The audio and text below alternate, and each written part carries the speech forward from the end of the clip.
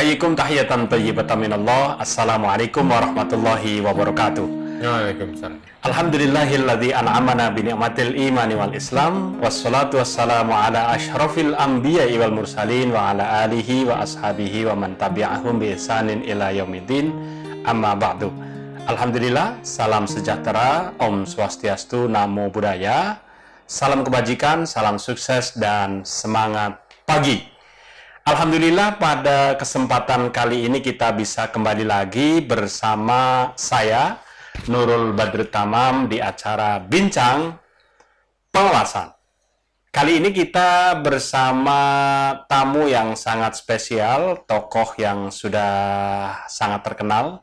Beliau adalah Bapak Irjen Kementerian Agama periode 2012-2017. Assalamualaikum Pak Yasin. Waalaikumsalam Mas Nurul. Sehat Pak? Alhamdulillah sehat. Ya, beliau ini adalah nama lengkapnya Dr. Haji Muhammad Yasin MMMH yang pada waktu itu telah bergabung ya bersama Kementerian Agama, terutama di Itjen. Berarti berapa tahun itu Pak ya? Ya, periode 2012 sampai 2017 kurang lebih 4 tahun setengah. Alhamdulillah. Kita akan menggali lebih dalam terkait biografi, aktivitas, dan pesan-pesan terutama dari Pak Yasin untuk integritas ASN Kementerian Agama Republik Indonesia. Baik, kita dari awal dulu nih Pak. Tentu masih ingat kiprah Pak Yasin di dunia, terutama di Kementerian Agama ya Pak ya? Ya. Yang pada waktu itu masuk di Kementerian Agama tahun 2012 bulan tepatnya Agustus. bulan apa Pak? Bulan Agustus. Kalau nggak salah pada waktu itu pas puasa Ya, ya? pas bulan Ramadan itu puasa ketiga saya dilantik resmi. Pada waktu itu berarti Menteri Agamanya Pak Surya Dharma Ali. Surya Dharma Ali.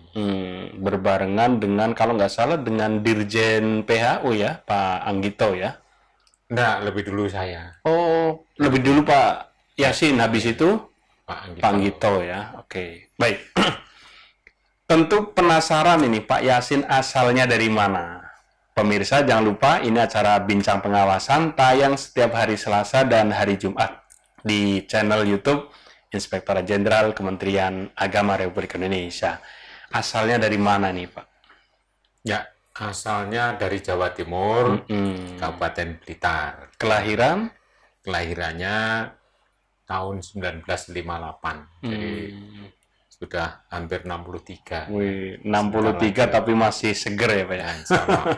Dan di masa pandemi COVID-19 semoga kita semuanya termasuk Bapak dan keluarga selalu dalam keadaan sehat walafiat lahir dan batin. Termasuk COVID ini segera ini Pak ya. Ya. Segera hilang dari doa muka kita bumi. bersama, ya. Termasuk vaksin juga ikhtiar kita bersama ya. Ya. Pak Yasin sudah Pak? Sudah vaksin yang pertama, kemudian nanti yang kedua pas Ramadan hari kedua insya Allah. Jadi kalau kita mendengar Pak Yasin mau MOCH ya, Ya. nama beliau itu kalau kita masih ingat ya itu MOCH, titik terus Yasin, bukan ya. pakai Y ya, tapi pakai J ya, Ya, J. Muhammad Yasin. Tapi ada tambahan embel-embelnya itu KPK. Nah, Ceritanya gimana Pak? Bisa bergabung di Itjen Kementerian Agama dulu itu? ya. Sebenarnya tuh saya mengikuti open recruitment itu sebagai kepala LAN. Pada waktu itu ya? Ya, kemudian dari banyak peserta kurang lebih ya 100 lah katakanlah seperti itu. Kemudian menjadi tiga. Diserahkan kepada tim penilai akhir atau TPA.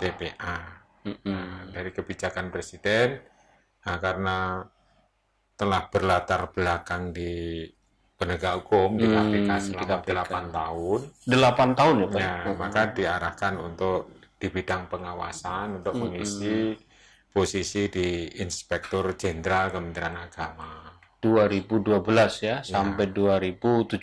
Jadi cukup lama juga ya Pak? 4 tahun. 4 tahun setengah gitu.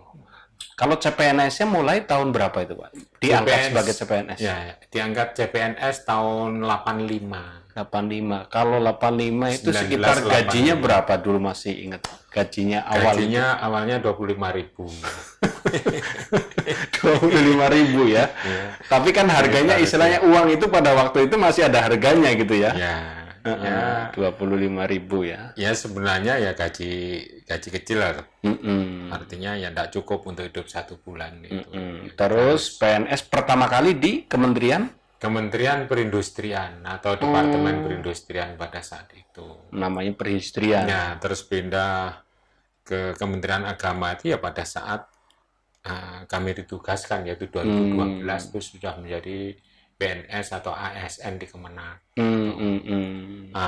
Selama perjalanan menuju dari Kementerian Perindustrian ke KPK itu sudah melalui 9 instansi. 9 instansi. Ya, Menko Indak, Menko Prodis, Menko Waspan, kemudian Menpan, KPKPN ya. KPKPN itu sebelum KPK ya? Ya sebelum KPK. Terus open recruitment di KPK. Saya gabung dengan KPK tahun 2004. Tes sebelumnya mulai dari 2003. Terus diangkat sebagai direktur pemeriksa kekayaan. Kalau sekarang berarti namanya apa kalau direkturnya, kalau di pimpinan KPK sekarang? Ya direktur pencegahan. Ya bukan direktur beda ya? PP LHKPN di bawah Deputi Pencegahan. Gitu ya. Deputi eselon 1, kalau direktur adalah eselon 2. Kesetaraannya ya. Terus ada open recruitment lagi di pimpinan KPK. Jadi tahun 2007. Pada waktu itu berarti ketua KPK-nya Pak Periode pertama Pak Taufikur Rahman Ruki. Oh, berarti CS. Berdirinya KPK ini Bapak udah masuk ya? Sudah masuk ya. Berarti pegawai pertama gitu ya? Yang pertama. Dilantik pertama sebagai direktur pemeriksa laporan harta kekayaan ya. Direkturnya yang pertama saya. Oh gitu. Iya. Di luar biasa sekali pengalaman beliau dan bergabung juga di Inspektorat Jenderal Kementerian Agama. Kalau pendidikan Pak dari SD hingga dari SD sampai SMA tuh ya di Blitar, Jawa Timur. SD, ya. SMP-nya kabupaten, kemudian SMA-nya di SMA di Kota Blitar. Blitar. Kalau satu keluarga ada berapa Pak? Satu keluarga ada 4 orang. 4 orang. Dan masih ada semuanya? Yang nggak ada satu, yang nomor 2. Oh, yang di Pak ini ya, di Surabaya. Di Surabaya. Ya, tapi kalau yang Malang sama Bandung masih ya. Masih ada. Karena saya pernah sempat mendampingi beliau ke Bandung ya dan Malang. Baik. Kalau S1, S2, S3? S1-nya di Universitas Brawijaya, S2 di Technological University of the Philippines, kemudian S3-nya itu adalah Adamson University of the Philippines. Adamson University. Kalau bahasanya di Filipina apa? Bahasa Inggris Bahasanya atau? Bahasa Inggris. Tapi bukan bahasa Jawa di sana ya? Kalau ketemu pas orang Jawa ya bahasa Jawa.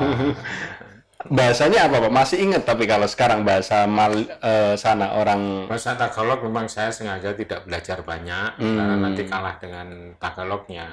Inggrisnya nggak improve gitu. Oh gitu. Karena di sana tuh setiap orang bisa berbahasa Inggris, walaupun misalnya ya penjual di pasar pun, penjual barang udah terbiasa pasar gitu ya, itu bisa berbahasa Inggris, bahasa Spanyol itu bisa orang sana. Baik. Nah, tapi bahasa formal mereka tetap bahasa Inggris, bahasa sehari-hari ya bahasa Tagalog. Ya, bagi para pemirsa yang baru saja bergabung, saat ini saya berada di rumah beliau di kediaman Pak Yasin di daerah mana ini Pak? Di daerah Pondok Aren, Tangerang Aren, kota Tangerang ya. Tangsel maksudnya Tangsel, ya, Banten. Saat ini yaitu acara Bincang Pengawasan tayang setiap hari Selasa dan hari Jumat di channel YouTube Inspektorat Jenderal Kementerian Agama. Jangan lupa pantengin terus. Kita lanjutkan. Aktivitas Bapak sekarang apa aja Pak? Setelah dari Irjen Kemenak. Ya, sebagai dosen tetap di UIN, FEB UIN, Syarif Hidayatullah Islam Negeri Syarif Hidayatullah di Jakarta lah ya. Terus termasuk di kampus-kampus lainnya juga. Kampus-kampus lain mengajar di S3 itu di Universitas Pancasila Jakarta sini ya. Bimbing S3, bimbing di Borobudur juga bimbing S3. Jadi sekarang ada bimbingan dan sedang mau sidang. Lalu kemudian ngajar di program S2 itu di Bina Insan. Universitas Bina Insan itu ada di Lubuk Linggau dan Universitas Putra Indonesia itu di Padang. Tapi Padang masih masa pandemi ini Online atau online. Online. offline belum ya? Belum.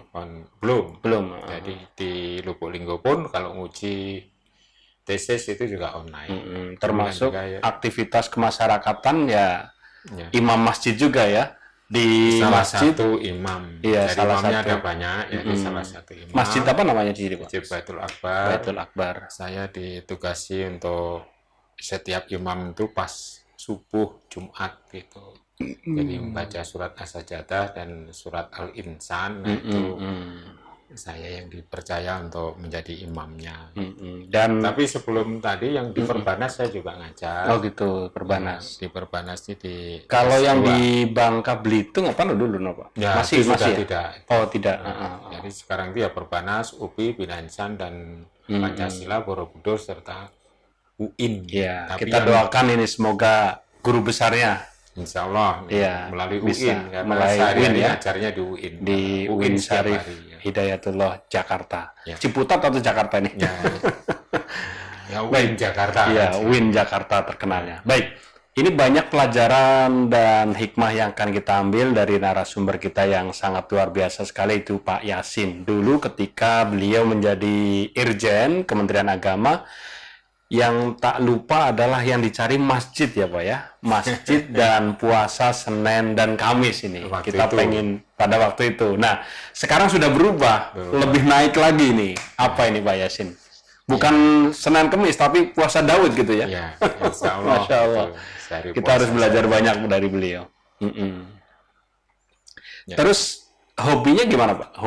Hobi masih lari itu, jogging. Ya, di samping ya menulis itu adalah setiap hari kita sempatkan untuk jogging, lari. Jogging. Kebetulan di depan rumah ada lapangan, nah itu kita keliling lapangan itu setiap hari untuk Setiap menjaga, hari dan- ya untuk menjaga stamina badan lah begitu agar Iya. tetap sehat. Gitu.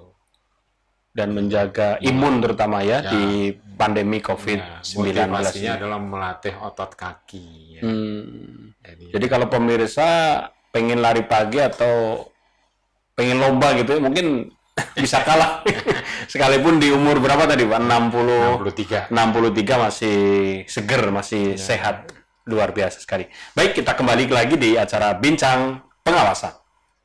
Ya, kembali lagi bersama Bapak Dr. Haji Muhammad Yasin MMMH yang terkenalnya dengan panggilan Pak Yasin gitu ya Pak. Ya.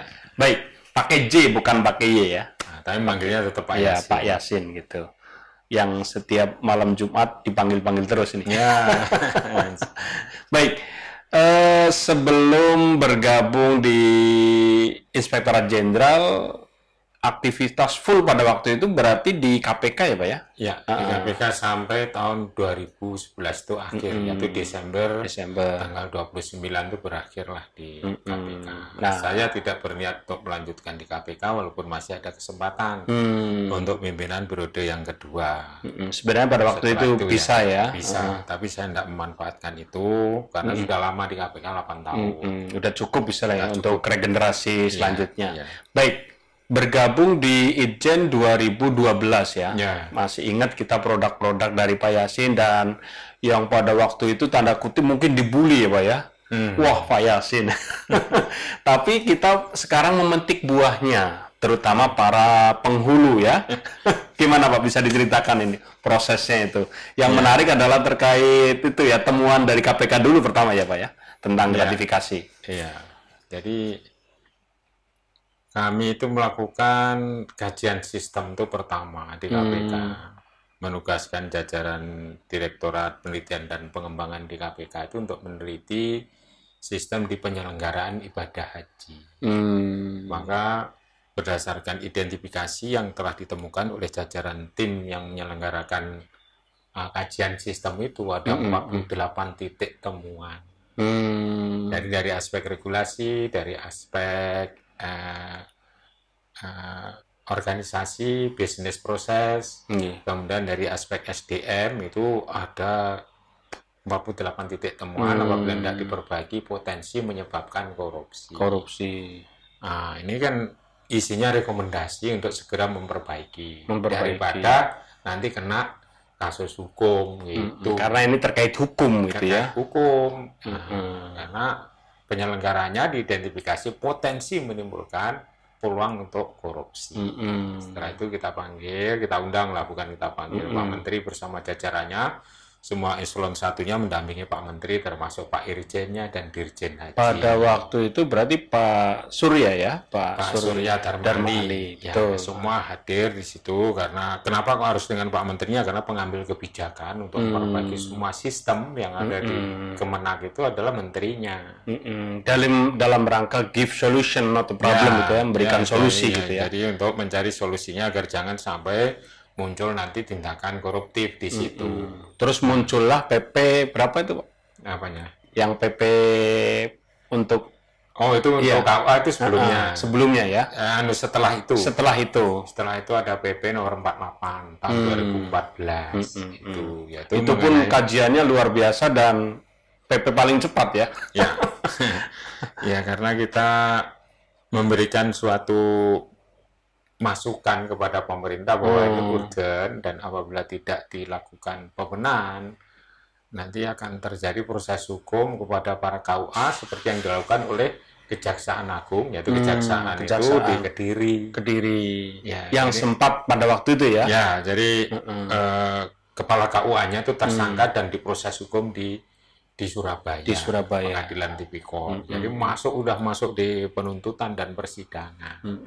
Nah, kami memberikan suatu, katakanlah, pemahaman kepada kejaksaan bahwa ini masih akan dicarikan solusi. Nah, saya pergi ke sana dengan Direktur Investigasi, Inspektur Investigasi pada waktu itu Pak Hefinur ya. Pak Hefinur. Dan ketemu Pak Jampitsus pada saat itu. Mari kita selesaikan aja Pak Jampitsus. Kalau ini diproses hukum seperti kasus di Kediri, KUA ini, KUA se-Indonesia akan kena semua. Jadi saya membentengi agar KUA jangan masuk di ranah pengadilan. Solusinya apa Pak Yasin? Solusinya harus pencegahan, dibuatkan PP yang sah penerimaannya itu. Nah, PP kan lama Pak, kita usahakanlah gitu, dalam waktu dekat bisa keluar. Dan keluar tahun, PP itu tahun berapa? 2014. 2014 dari sekarang tahun yang sama. 2014 sekarang sudah 2021. Ini berkah buat para kita semuanya ya Pak ya. Terutama penghulu ini. Kalau di kantor itu 0 ya, 0 rupiah kalau menikah. Tapi kalau di luar kantor adalah 600. Tapi dengan catatan jangan sampai diakal-akalin pada saat itu. Pada waktu itu. Ya, jangan diakal-akalin itu artinya jangan sampai di misalnya saja. Pelaksanaannya itu di kantor tapi masih kena 600 atau dengan cara lain tapi yang penting 600 tetap kena. Jangan. Kalau 0 ya 0 gitu, jangan sampai dimanipulasi. Dan alhamdulillah sekarang juga trennya sudah sangat bagus sekali ya, sangat bagus. Jadi sudah ada kepastian gitu ya. Nah, dan bahkan sudah ada yang menjadi pionir dan diikuti oleh pionir-pionir yang lain. Para KUA menerima apa itu namanya penghargaan dari KPK. Iya, termasuk kemarin Pak Abdurrahman Bakri ya dari KPK. Yang dari Klaten, yang satu kemarin dari Klaten. Pak Budi namanya. Sebelumnya dari Bantul. Iya, dari Bantul. Ada 3 itu berarti. Jadi ini sebagai ikon kita bersama untuk menjaga integritas ASN Kementerian Agama. Termasuk program-programnya apa lagi Pak? Selama dulu menjadi Irjen yang justru sistem penyelenggaraan ibadah haji, penyewaan rumah, kemudian penyewaan bus, ya, terutama ada rumah baik di Mekah maupun di Madinah. Yang sebelumnya itu istilahnya tanda kutip ya begitulah ya. Menjadi tertib yaitu selama periode saya masih di Kemenak. Di Kemenak. Karena dengan transparan dan tidak ada yang main-main untuk penyewaan. Itu yang paling potensi untuk menimbulkan penyimpangan itu adalah penyewaan perumahan, yaitu hotel perumahan itu. Jadi istilahnya perumahan, tapi wujudnya memang hotel pemondokan itu hotel itu. Itu untuk memudahkan ya, itu pemondokan itu seperti itu. Nah, semua berdasarkan suatu katakanlah evaluasi bahwa memang layak untuk dihuni. Hotelnya bagus, tidak ada yang jelek, kamar mandi semua ada di dalam, misalnya saja seperti itu. Dan jaraknya tidak lebih dari 4 km ya dari Masjidil Haram, kecuali ya tempat-tempat tertentu dengan transportasi yang dilebihkan atau diusahakan untuk bisa gampang gitu atau mudah gitu. Sehingga penyelenggaraan ibadah haji itu alhamdulillah bagus, mudah-mudahan kedepannya juga tetap bagus. Lebih baik lagi gitu ya. Tidak ada unsur misalnya saja yang sifatnya ada yang tindakan yang koruptif, itu tidak ada. Karena hotel itu misalnya 40 real saja per orang itu ya diberikan kepada seseorang yang nitip misalnya karena kekuasaannya, maka satu hotel itu bisa 5 miliar. Potensinya luar biasa. Sudah kita hitung dan pada waktu itu juga kita hitung dengan Pak SDA ini loh Pak. Ada orang tertentu. Jadi tahun 2000 berapa itu Pak kira-kira? 2013 ya. 2012 kita ikut juga penyelenggaraan, tapi aktifnya untuk pembenahan sistem itu 2013, 2014 sudah bagus. Ya, semua berdasarkan tender untuk pengadaan catering itu juga tender harus dikunjungi. Artinya visitasinya itu memang menggambarkan bahwa catering ini layak untuk disewa dan tidak nakal. Track recordnya harus bagus. Integritas lah ya. Integritasnya bagus. Baik. Selain itu apalagi Pak? Produk-produk dulu pas menjadi Irjen, termasuk open recruitment ya Pak? Ya, open recruitment, kemudian meningkatkan, yaitu karena ada program dari Menpan untuk WBK, kemudian WBBM. Termasuk pertama kali Tukin, ya, pas zamannya Pak Yasin itu ya? Itu pas usaha kita bersama. Iya. Artinya pas saya di situ orientasinya memang ke sana, Tukin naik menjadi 60%. Artinya dengan nilai 62 itu nilai sudah mulai bukan hitam, bukan merah tapi udah hitam. Dan kalau kita lihat pada waktu itu jarang yang satu kementerian atau lembaga langsung dapat 60 ya Pak. Ya, paling 40 ya. 40. Ya kita pernah 40 tapi setahun. Habis itu langsung 60 kita usahakan. Ya bersama-sama dengan teman di Ijen dan unit-unit lain, direktorat dan sekjen tentunya itu kita artinya bergerak bersama untuk memperbaiki itu dengan komando dari Ijen gitu. Akhirnya berubahlah itu untuk peningkatan akuntabilitas dan katakanlah untuk comply terhadap aturan perundangan yang berlaku. Akhirnya kita bisa mencapai itu. Termasuk buku-buku di Inspektorat Jenderal ada 50 buku ya terkait termasuk juga audit investigasi dan lain sebagainya. Apa itu namanya kinerja dan lain audit sebagainya. Kinerja dan sebagai acuan ya dalam melaksanakan tugas audit kinerja ataupun investigasi di Kementerian Agama. Baik, kita akan lebih ke dalam lagi nih Pak. Nah, kira-kira untuk Ijen sekarang dan ke depan itu baiknya bagaimana ini? Ya, ini kan pemikiran yang lama tapi belum terrealisir. Ya, sebenarnya itu bagian dari agenda untuk pembenahan dari organisasi. Kemudian organisasi itu ya termasuk reform di dalam hal kelembagaan. Struktur organisasi ya, gitu. Irjen itu sebenarnya itu tidak bisa berbuat apa-apa apabila masih di dalam katakanlah naungan suatu lembaga atau kementerian. Pasti akan tunduk pada pimpinan tertinggi di situ. Independensinya sangat terbatas. Bukan saya mengatakan independensinya itu tidak ada, itu enggak. Tapi independensi dari Irjen itu sebagai pengawas internal itu menjadi sangat terbatas. Nah, kan dulu pernah ada gagasan tuh bahwa Irjen itu harusnya independen, menginduk pada suatu badan walaupun nempelnya di kementerian, atau mungkin desainnya yang lebih pas seperti apa, tapi bertanggung jawab langsung kepada presiden. Oh, bukan di bawah menteri atau menteri. Jadi bisa saja kebijakan itu inline dengan menteri, tapi dalam konteks pengawasan itu jangan sampai dikendalikan oleh pimpinan lembaga, karena pimpinan lembaga tidak menutup kemungkinan tuh ada potensi juga bisa menyimpang gitu. Ini jadi semacam usulan gitu ya, Pak ya? Usulan. Nah, jadi biar independen dalam hal pengawasan itu. Jadi misalnya saja ini kan kita akan boleh merefer kepada sesuatu yang sudah inkrah. Jadi misalnya irjennya bersama-sama tentu ini adalah perjuangan di suatu instansi untuk mendapatkan WTP, akhirnya beli kepada oknum yang ada di BPK, sama-sama eselon 1 ketangkap tangan di tahun 2018 bulan Februari di Kementerian Desa. Itu kan menunjukkan bahwa irjen itu tidak independen. Apalagi irjennya lagi ya? Ya, apalagi irjen dan salah satu inspekturnya. Jadi ada tanda kutip oknum gitu. Oknum. Jadi bukan kok kementeriannya yang jelek, bukan, tapi oknumnya. Terus kemudian juga oknum di BPK, terutama itu juga eselon 1 bersama-sama. Begitu. Itu menunjukkan bahwa ada pesan mungkin dari pimpinannya. Kalau Pak Menterinya kan tidak tahu. Tidak tahu mengenai gimana caranya dia. Betul. Yang penting WTP, kamu irjen, saya tugaskan. Nah, caranya seperti itu. Saya tidak menuduh bahwa menterinya tahu lah, ya, tapi paling tidak kan menjadi tidak independen. Gitu. Terus untuk Kementerian Agama saat ini gimana dan untuk ke depan sebaiknya bagaimana? Ya, kalau saya perhatikan sistem tapi tidak orangnya ya. 3 orangnya. Oh, yang dibangun sistemnya gitu ya? Sistemnya bukan orangnya. Karena orangnya mengikuti sistem, saya kira siapapun kan. Betul. Agama itu Kementerian Agama itu adalah merupakan suatu kementerian yang katakanlah terbebani oleh amanat untuk menjunjung moral yang tinggi dari bangsa Indonesia dan terutama juga ASN-nya. Iya.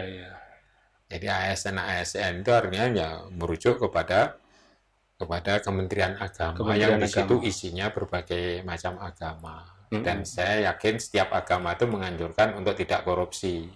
Misalnya seperti itu. Dan tidak ada agama itu yang menyatakan bahwa yang namanya korupsi itu halal, itu kan tidak ada agama apapun. Gitu. Apalagi sekarang KPK juga bekerja sama dengan Kementerian Agama, Pak, dalam program pencegahan ya. Tindak lanjut dari program PPA itu Pak, yang sudah kita jadi lembaganya harus memberikan contoh integritas, contoh ketaatan pada hukum, jangan sampai melanggar hukum, dan contoh integritas dan ketaatan pada hukum itu artinya tidak menerima sesuatu dari pihak manapun juga, karena ada di situ ada pasal 12B besar itu gratifikasi. Betul, gratifikasi. Dan harus lapor. Nah, sehingga jangan sampai mengkondisikan malah silahkan beri gratifikasi saya, jangan. Dan ini menarik ini, kita pengen dengerin pesan dari Pak Yasin terutama untuk para auditor di Inspektorat Jenderal dan ASN di Itjen terutama dan seluruh ASN Kementerian Agama, Pak, dalam menjaga integritas itu apa saja nih pesan dari Bapaknya? Ya, kembali kepada ketaatan kepada aturan. Aturan itu kan dimulai dari undang-undang lah. Undang-undang yang sangat implementatif itu ya, undang-undang dasar, kemudian undang-undang. Nah, terus kemudian juga peraturan-peraturan yang ada, peraturan pemerintah, instruksi presiden, dan juga peraturan Menteri Agama, dan peraturan internal di masing-masing unit dia bekerja, dirjen atau disekjen gitu. Nah, orang taat pada aturan, ditambah lagi dia itu adalah berintegritas, karena Kementerian Agama kan takut pada yang paling ingat agama ya Kementerian Agama kan. Apa yang harus dihindari dan apa yang harus dilakukan sesuai dengan perintah Tuhannya, itu kan Kementerian Agama mestinya harus paling tahu. Maka harus menghindari adanya suatu penyimpangan, apalagi ada indikasi misalnya unsur dari korupsi itu jangan. Itu saja dilakukan, ditambah misalnya saja komitmen dia untuk melaksanakan agamanya masing-masing itu saya kira sudah bagus. Tanpa korupsi, menjalankan agama sesuai dengan agamanya itu sudah bagus. Nah, korupsi harus paham korupsi itu apa. Termasuk penerimaan tadi, yang gratifikasi tadi, yang paling marak itu gratifikasi. Nah, terus kemudian yang lebih dekat dengan gratifikasi itu adalah suap. Karena berhubungan dengan jabatan dan bertentangan dengan tugas dan kewajibannya. Dan berubahlah yang semula dari gratifikasi menjadi suap. Tapi di undang-undang kita ini ada pasal 12C-nya di undang-undang 31 Yungto 99 Yungto Undang-Undang 20 tahun 2001 tentang tindak pidana korupsi itu pasal 12B ada pasal 12C 12B besar 12C-nya itu bila belum lewat masa 30 hari kan ini disuruh merenung-renung untuk dilaporkan ya. Dan yang dikoordinir oleh Mas Nurul pada saat itu yaitu adalah unit pengendali gratifikasi UPG dan alhamdulillah sekarang sudah berjalan termasuk di Satker ya, sudah ada itu UPG. Lebih memudahkan itu orang untuk kembali kayak dan itu. Sekarang juga online-nya sudah ada ini ya online-nya itu lebih bagus kalau itu bisa terus dibina kalau istilahnya kalau bisa ditolak di tempat lebih baik gitu ya, tapi kalau tidak bisa ya mungkin pakai atau ya nggak apa-apa nanti yang penting dilaporkan gitu ya Pak. Jadi tidak boleh lebih dari 30 ya Pak ya. Betul. Jadi poinnya begini, kalau Kementerian Agama itu ya taat pada aturan SOP, kemudian taat aturan perundangan, kemudian menjalankan agamanya. Nah itu dicontohi dari yang paling atas sampai ke bawah itu pasti bagus. Keteladanan. Keteladanan, yaitu role modelnya harus di situ. Jadi justru di Kementerian Agama itu harus yang muncul di antara kementerian-kementerian yang lain itu role modelnya berasal dari Kementerian Agama. Ketaatan itu. Itu yang paling sulit. Dan saya tidak mengatakan bahwa sekarang ini adalah kondisinya buruk, enggak. Tapi itulah yang paling sulit untuk berat ya. Berat. Mudah diucapkan, tapi godaannya banyak ya. Godaannya banyak dan harus ada yang menjadi contoh dengan konsisten apa yang dia sampaikan. Semoga kita semuanya bisa menjaga integritas, terutama kita sebagai ASN Kementerian Agama. Baik Pak Yasin, kita lanjutkan. Dan kita juga punya produk-produk edukasi lewat infografis Pak, terus videografis, termasuk acara ini. Bincang pengawasan juga produk ini edukatif kepada Satker, tayang setiap hari Selasa dan Jumat. Narasumber ini juga macam-macam Pak. Ada tapi lebih banyak kepada auditor karena lebih edukasi kepada Satker, terus ada rektor, eselon 1, Pak Menteri, Wakil Menteri, terus apalagi ya? Para tokoh-tokoh juga kita undang sebagai narasumber di bincang pengawasan. Termasuk edukasi tadi Pak, yang gratifikasi. Kita tayang setiap lewat infografi setiap Senin, Rabu dan hari Jumat. Bagus kalau begitu berlanjut berarti ya. Termasuk program yang early warning system setiap hari Rabu Pak. Baik. Ini sekarang dunianya adalah media sosial ya Pak ya, terkait handphone ya, hampir semua ASN, kita semuanya itu pegang handphone. Dan banyak ujaran kebencian, hoax, terus saling caci di media sosial. Apa saran Bapak terutama kepada ASN Kementerian Agama? Ya, kalau untuk ASN itu kan ada kode etiknya. Jadi tidak boleh misalnya saja melakukan tindakan-tindakan yang katakanlah melanggar kode etik, apalagi melanggar aturan. Jadi misalnya saja memprovokasi dengan cara-cara yang tidak baik, dengan menuduh orang, itu kan tidak boleh memang. Jadi sarannya tuh harus check and recheck informasi itu. Bijak bermedia sosial. Ya, bijak bermedia sosial, check and recheck itu kebenaran dari informasi yang diterima. Direnungkan dulu, jangan langsung di forward. Iya, apalagi sekarang banyak sekali WA group ya Pak. Ya, WA group. Nah, WA group itu sedapat mungkin di dalamnya kalau menerima seperti itu bisa saja, tapi jangan mengarah kepada personel atau individu seseorangnya. Tapi apa yang dilakukan berkaitan dengan sistem yang mungkin tidak ditaati.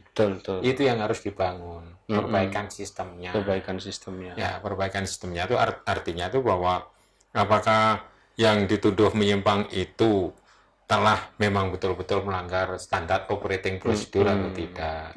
Kalau memang tidak tahu ya mencari tahu. Sekarang gampang melalui Google itu. Banyak sekali. Ya, seperti apa sih prosedurnya? Misalnya prosedur untuk penyelenggaraan ibadah haji itu seperti apa? Uangnya di mana? Itu kan bisa ditanya melalui Google itu. Ya. Apakah betul ini misalnya uangnya ini adalah habis gitu kan juga bisa dicari itu. Kalau uangnya ternyata masih banyak karena masa pandemi sehingga tidak bisa diberangkatkan. Baik, tentu kita masih kangen ini dengan Pak Yasin Pak. dan kita akan tetap menjaga silaturahim, Pak, dengan keluarga besar Kementerian Agama, dan saat ini juga kita bersilaturahim ke rumah beliau dalam rangka ya memanjangkan umur, Pak. Falyasil rahimah. Yang terakhir, Pak, saran Bapak terkait dalam menjaga kesatuan dan persatuan anak bangsa apa saja, Pak? Ya, jadi negara ini kan memang kesepakatan awalnya itu kan, bahwa kita ini berdasarkan ketuhanan yang Maha Esa, kemanusiaan yang adil dan beradab, persatuan Indonesia. Kita disuruh bersatu. Memang secara katakanlah secara fakta berdasarkan sejarah itu manusia itu diciptakan oleh Allah ini berbangsa-bangsa, untuk saling mengenal, maka berlomba untuk mencari kebaikan di hadapan Tuhannya. Inna akramakum indallahi atqakum. Jadi yang paling taat kepada agamanya itulah yang disenangi oleh yang Maha Pencipta. Jadi kita harus menyadari bahwa dari awalnya memang kita ini dihadapkan suatu bentuk bahwa yang hidup di dunia ini bermacam-macam suku dan bangsa, laki perempuan dan banyak perbedaan. Saling mengenal itu artinya suruh saling menghargai, menghormati, saling menghormati. Nah, masing-masing melaksanakan agama bagaimana tuntunannya masing-masing dan keyakinannya masing-masing. Kalau bisa seperti itu, menyelami apa isi Al-Quran itu. Nah, terus kemudian juga apa yang dilakukan oleh Rasulullah pada waktu di Madinah, kan juga bukan orang Islam saja di Madinah misalnya, saling menghargai. Saya kira kesatuan Republik Indonesia ini, negara kesatuan, ya akan bisa panjang, artinya itu berumur panjang. Nah, jadi kembali lagi pokoknya ke pemahaman masyarakatnya terhadap misalnya cita-cita bangsa ini dalam mendirikan negara ini.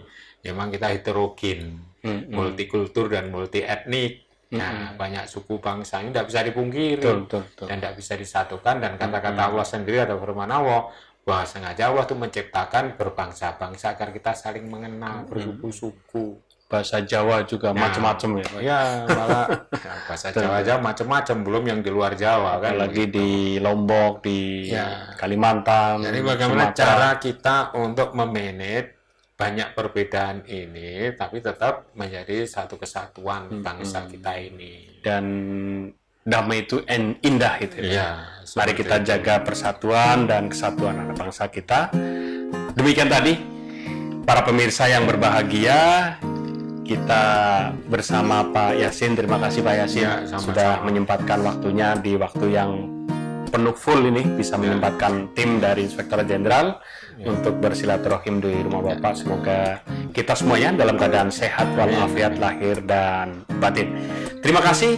Demikian, semoga yang sedikit ini dapat bermanfaat untuk kita semuanya. Wabillahi taufik wal hidayah, wallahul muwaffiq ila aqwamit thoriq. Assalamualaikum warahmatullahi wabarakatuh. Waalaikumsalam warahmatullahi wabarakatuh.